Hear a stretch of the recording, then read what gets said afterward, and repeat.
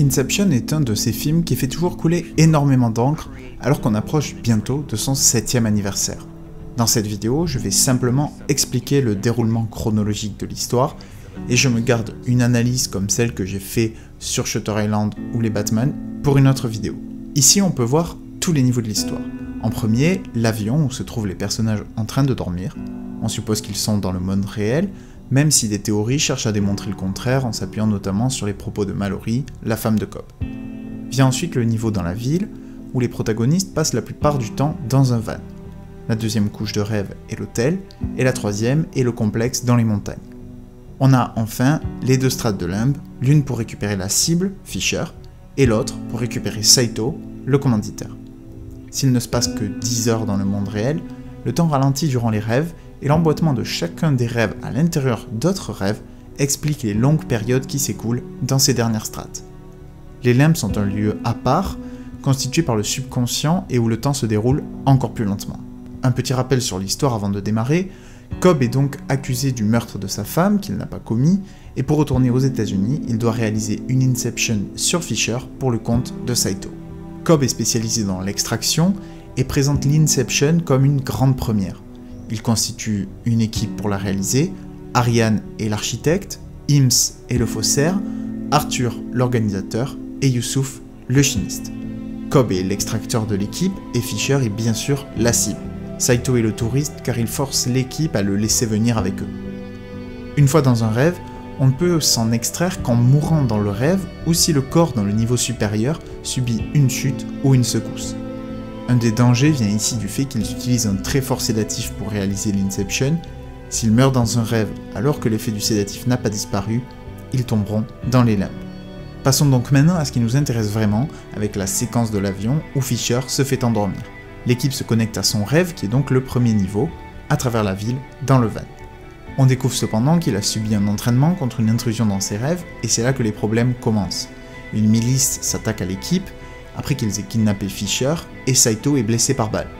L'apparition du train n'a rien arrangé et fait comprendre à Ariane que l'ex-femme de Cobb leur posera des problèmes durant l'Inception. Ce niveau sert à en apprendre plus sur Fisher. Ils obtiennent une combinaison de chiffres et apprennent que sur son lit de mort, le père de Fisher lui a dit qu'il était déçu, mais n'avait pas compris le reste de la phrase. Ils réutiliseront ces deux choses plus tard dans l'histoire.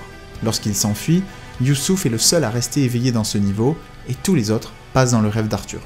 Dans le niveau de l'hôtel, Cobb dévoile sans mal à Fisher qu'il est dans un rêve grâce aux secousses ressenties à cause de la conduite de Youssouf. Pendant ce temps, le reste de l'équipe prépare un stratagème pour convaincre Fisher que son oncle est un traître et l'amener dans un nouveau rêve. Il prépare aussi bien sûr une secousse pour se réveiller plus tard. Fisher accepte de descendre avec eux pour savoir si son oncle l'a bien trahi et seul Arthur reste cette fois éveillé pour activer les charges explosives. On se trouve désormais dans les montagnes et c'est ici que l'Inception doit avoir lieu.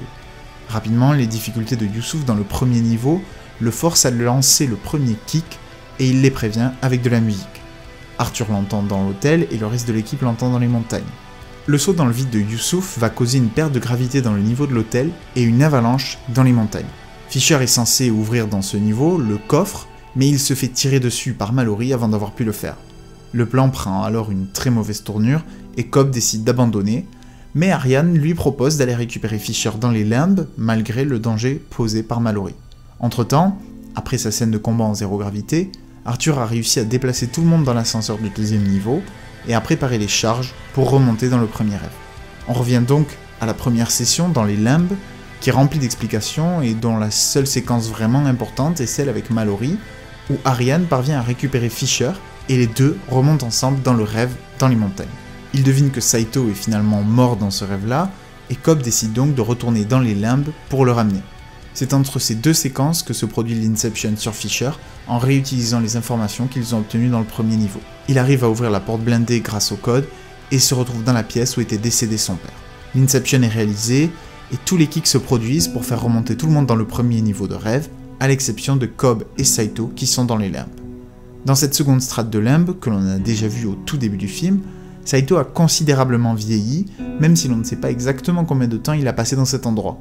Cobb lui rappelle la ligne de dialogue qu'ils ont échangée plusieurs fois dans le film pour lui rappeler qu'il est dans les limbes et qu'il doit honorer la promesse qu'il avait faite dans la réalité. On suppose que Saito tue Cobb, puis se suicide, ce qui leur permet de remonter directement au monde réel puisqu'ils ont déjà été tués dans tous les niveaux supérieurs.